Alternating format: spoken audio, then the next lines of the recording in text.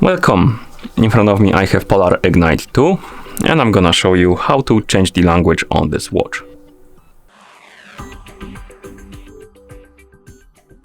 Let's start by waking up the screen on our watch.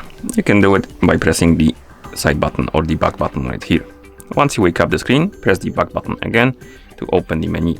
Then scroll through the menu by swiping up and down on the screen. Find the settings icon and tap on it to enter the settings.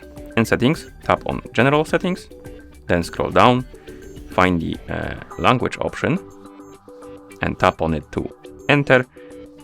And here you should see the list of languages. You can scroll through it by swiping up and down, find the language you would like to use on your watch, and once you find it, tap on it, then tap on the check mark to confirm and apply the language. Like this. And once you're done, you can go back to watch face by pressing the back button. Okay, and that's how you change the language on this watch. Thank you for watching.